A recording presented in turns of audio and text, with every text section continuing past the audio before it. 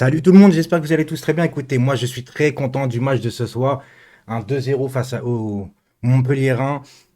Et enfin, je dis bien enfin, alors déjà c'est la passe de 8. Et avant toute chose les gars, n'oubliez pas que cette vidéo est sponsorisée par OneFootball, l'application qui vous donne les scores et les résultats en direct de vos clubs et pays préférés. Cette application est bien évidemment gratuite sur iOS et Android. C'est une application vraiment complète de football. Le lien est en description. Merci du soutien, c'est gratuit.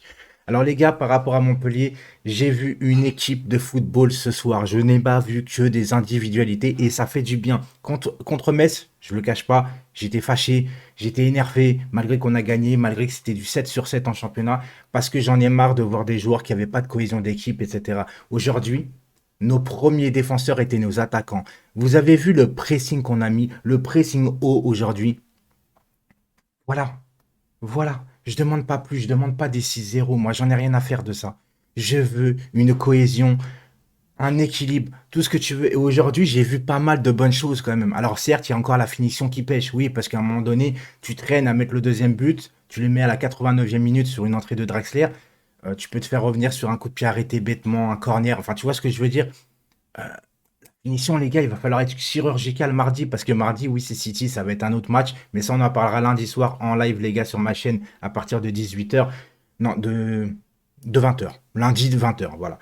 La compo, bah, cohérente. À part peut-être Navas, je m'attendais à Donnarumma parce que d'habitude, je dis Donnarumma, il fait un match avant la Ligue des Champions, un match après la Ligue des Champions. Et là, bah, c'est encore Navas. Alors, moi, j'espère que ça sera Navas contre Manchester City parce que Navas, il est exceptionnel depuis qu'il est au Paris Saint-Germain. Enfin, Navas est exceptionnel depuis toujours.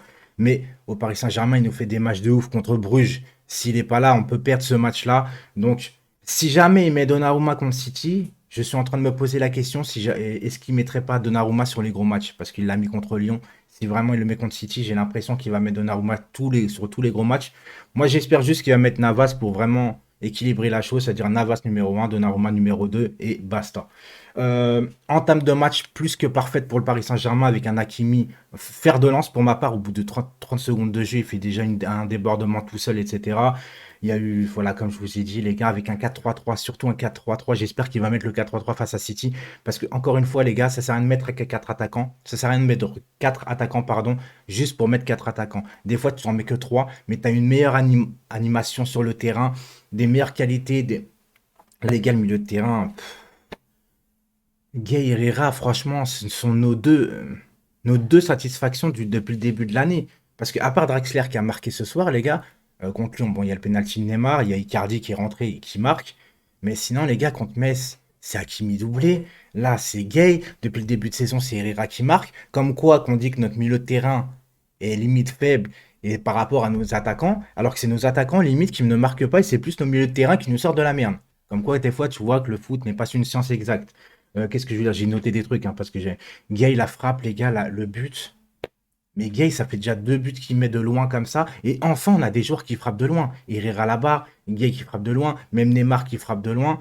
Par contre, Neymar, je voulais juste revenir sur quelque chose, les gars.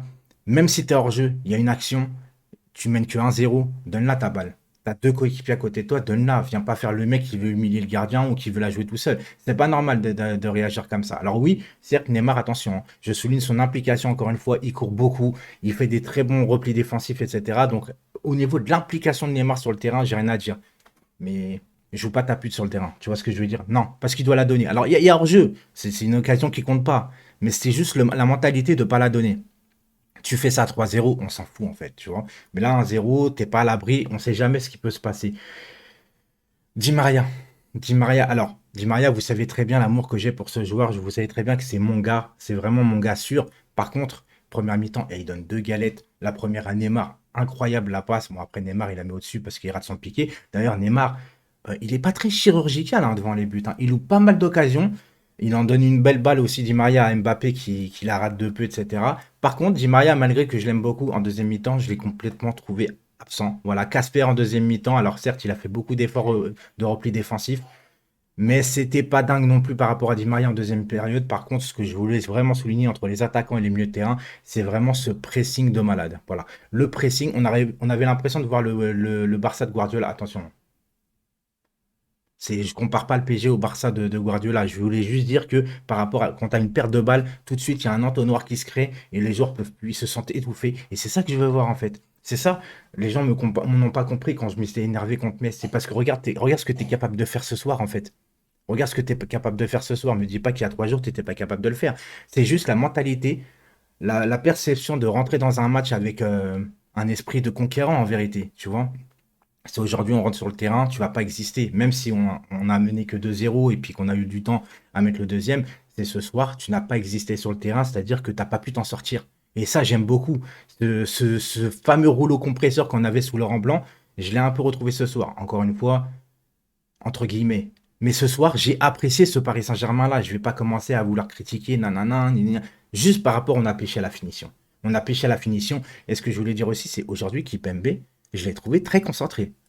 D'habitude, je lui dis que sa lacune première à Kipembe pour un défenseur central, c'est la concentration et le marquage. Et ben aujourd'hui, je l'ai trouvé très très bon. Voilà. Félicitations, Presnel Kipembe. Parce que c'est ça, pour moi, son seul défaut, c'est le marquage et la concentration. Mais le problème, c'est que son seul défaut, c'est la qualité qu'il doit avoir en premier, une qualité première sur un défenseur central. C'est pour ça que pour le moment, il n'arrive pas à être très très au-dessus et qu'il a besoin d'un Marquinhos à côté pour exister. Aujourd'hui, c'était bien. Hakimi, c'était bon. Diallo, bah, ça part un peu dans son dos comme d'habitude, mais c'est pas son poste. J'aurais préféré peut-être voir Nuno Mendes ce soir. Alors, s'il l'a pas mis, peut-être que de toute façon, il sera là. Nuno Mendes, il sera titulaire contre City. Ça, c'est sûr. Peut-être qu'il l'a pas mis ce soir parce qu'il avait besoin de repos. Peut-être qu'on ne sait pas en interne qu'il est fatigué, etc. Et bon, bah, Messi, les gars, je vais pas en parler. Je pense qu'il sera pas là contre City. On verra bien.